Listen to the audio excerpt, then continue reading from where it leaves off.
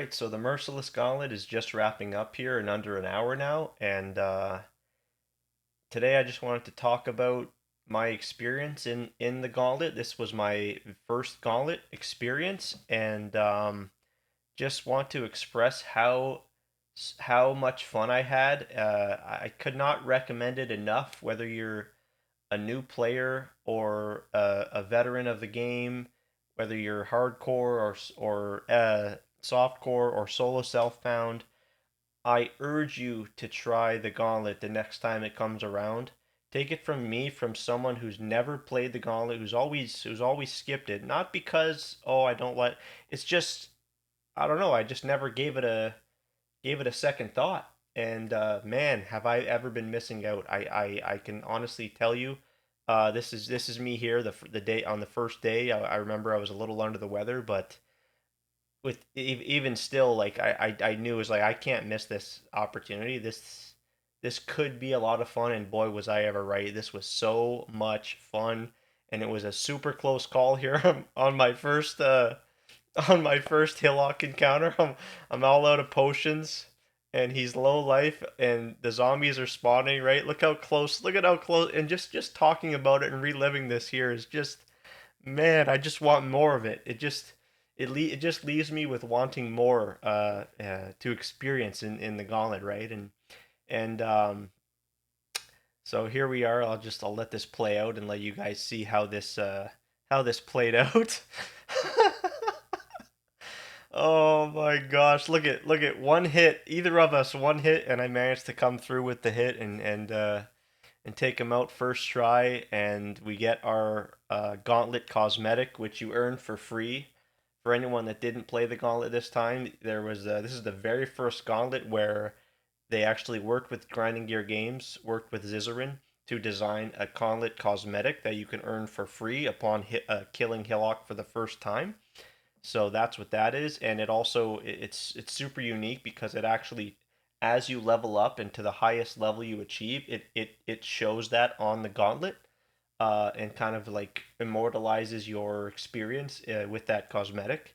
So yeah, and so what I did is I chose to play the Ancestral Commander because once again they went with the alternate ascendancies for this gauntlet for the very first time, because I guess obviously this is the first opportunity they had to use these alternate ascendancies since those were released in the Freesia event.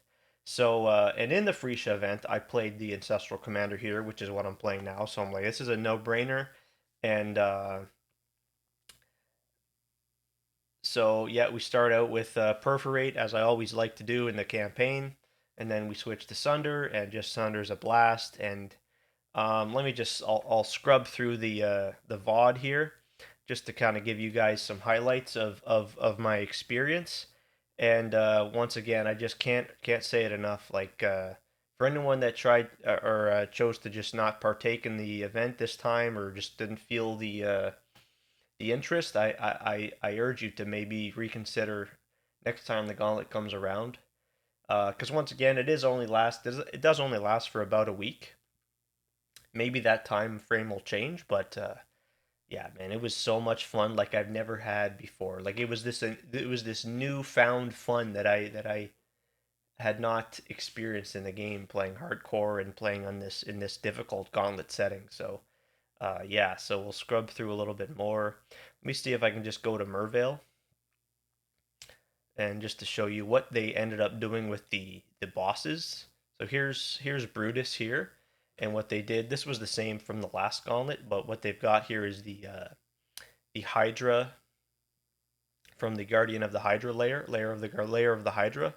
All they've got is those frost what do you call them? Frozen orbs, I suppose. And so you're having to deal with that and maneuver Brutus, but I'm using Perforate with Blood Stance with Blood and Sand, and it's quite doable.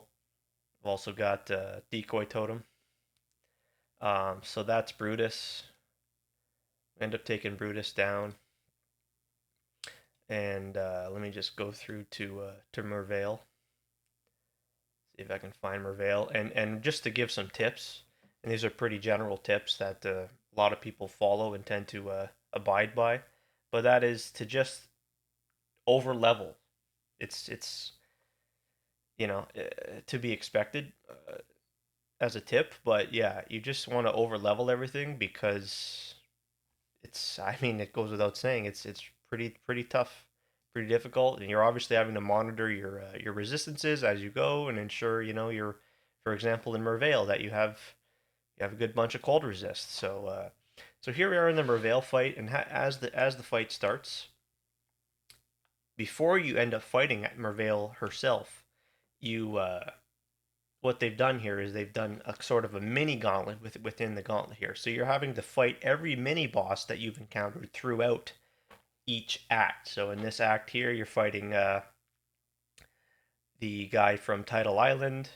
You're fighting, the every unique, basically every unique and whatever. So here's the Blood Princess that's within Merveil's sub area. Kaduku, the totem guy. You fight Brutus again. Um, so you get the idea. There's Brutus there, and then finally Fairgraves, and then Merveil ends up coming out, and but yeah, I didn't have any issues with Merveil. Kind of want to just give you guys the highlights of the gauntlet of the campaign here. So didn't end up doing any Uber bosses. Didn't get that far. I did manage to get to 92, and that was not on this character. Unfortunately, this character did rip, and I will show you guys the rip clip if I can find that.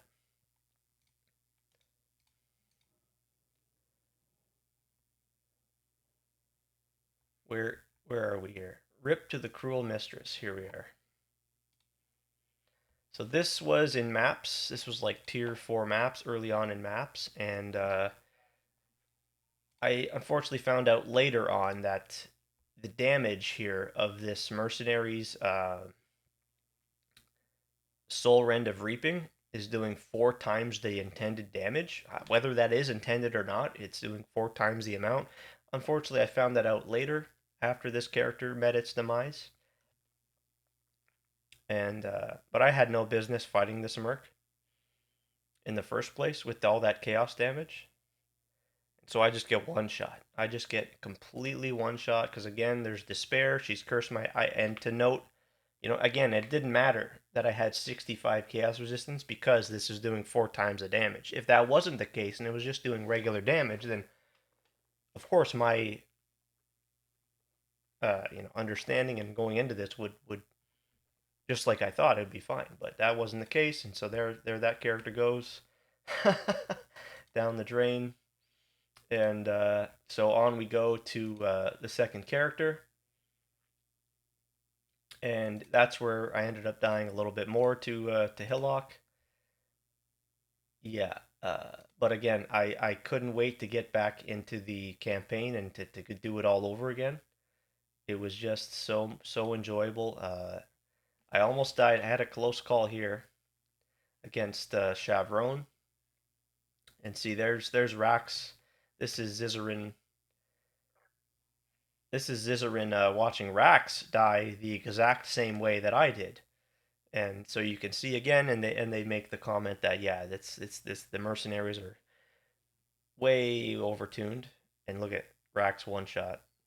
I even had more life than Rax, and so yeah, life didn't even matter. But as we continue on, we make our way through the campaign again. Maybe I can just find the final Katava fight here. Well, I have it here.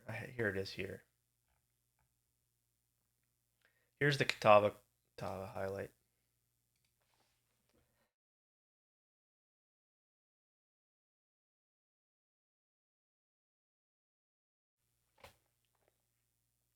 And so once again, at the end at Act 10, you're fighting every boss from the previous act. So Merveil, Dominus, right? Every end of act boss it culminates with the Katava fight. So